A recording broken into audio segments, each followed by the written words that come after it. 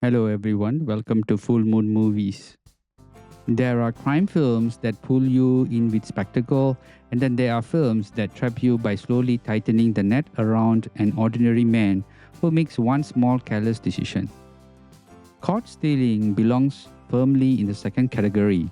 Directed by Darren Aronofsky, this film feels like a deliberate step sideways from his more operatic work, choosing instead to explore guilt, chance, and survival through the eyes of a man who never wanted to be a hero or even particularly brave. Watching it now in 4K, the texture of New York, the bruises on faces, and the emotional fatigue etched into its characters feel even more immediate and unsettling. Austin Butler plays Hank Thompson, a former baseball prodigy whose career ended in quiet disgrace after a drunk driving accident that killed his friend. Now, this backstory is crucial because Caught Stealing is not really about crime. In fact, it's about a man who has already lost everything that defined him, drifting through life as a bartender with no ambition beyond staying afloat. Hank isn't chasing redemption, he's avoiding memory. Aronofsky frames him as someone already half defeated before the plot even begins, and that's what makes the film's descent into chaos feel so cruelly plausible. Now, the inciting incident is deceptively small. Hank agrees to pet sit a neighbor's cat, that's it. No big heist, no moral dilemma, just a favor. But this small act opens the door to New York's criminal underbelly. Russian mobsters, crooked cops, Hasidic crime bosses, all circling around a missing key and a stash of money Hank never asked to be part of. Now, what makes the film compelling is how little agency Hank has at first.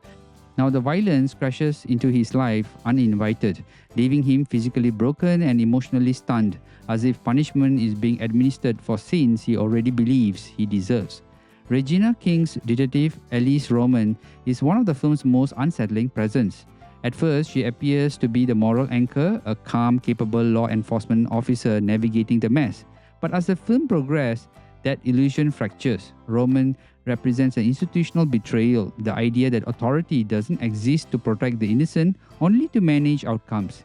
King plays her with chilling restraint, never tipping her hand too early, making her eventual reveal feel less like a twist and more like an inevitability.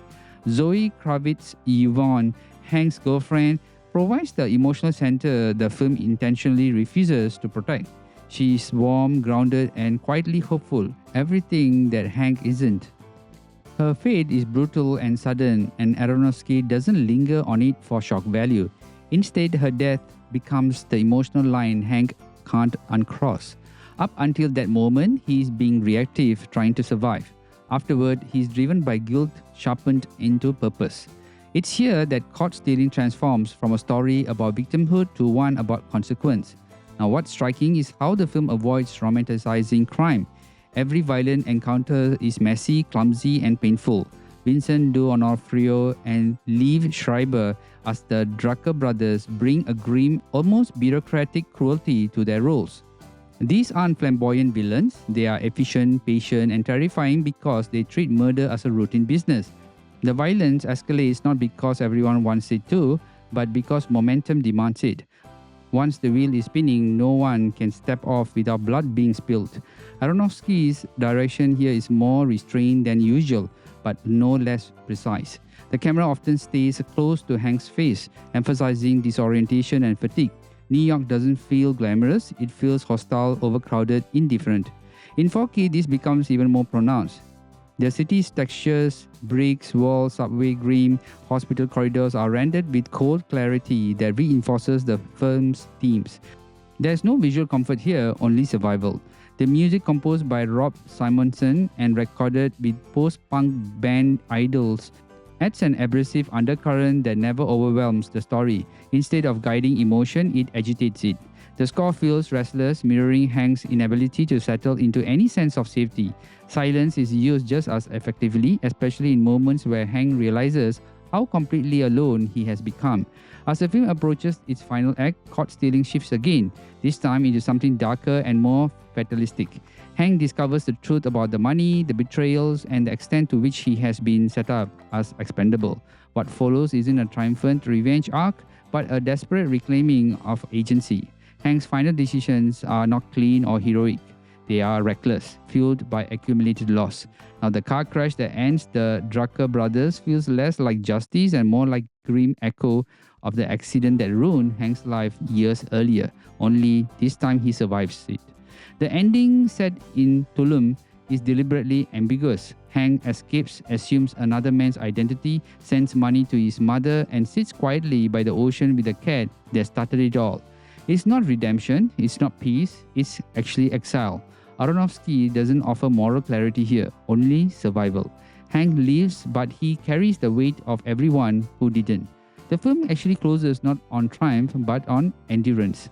From a physical media perspective, Caught Stealing is in 4K suits the film's grounded brutality. The increased detail enhances facial performances, especially Butler's exhausted expressions, while the HDR subtly improves nighttime sequences without stylizing them. This is not a disc meant to dazzle, it's meant to immerse. The sound design benefits from clarity, making gunshot, subway noise, and ambient city sound feel oppressively close. Among Aronofsky's filmography, Caught Stealing may not be his most ambitious, but it might be one of his most human. It strips away allegory and spectacle to focus on how quickly an ordinary life can collapse when chance, guilt, and violence are intersected. The film's box office underperformance feels almost ironic, given how much it resembles the kind of grim, character-driven crime films audience often claim to miss. In conclusion, Caught Stealing isn't about crime or money or corruption.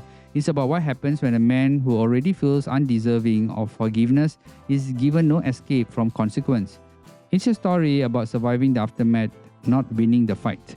And in that quiet, bruised honesty, it leaves a deeper mark than louder, more self-important thrillers ever could. Now, this movie is a must-watch.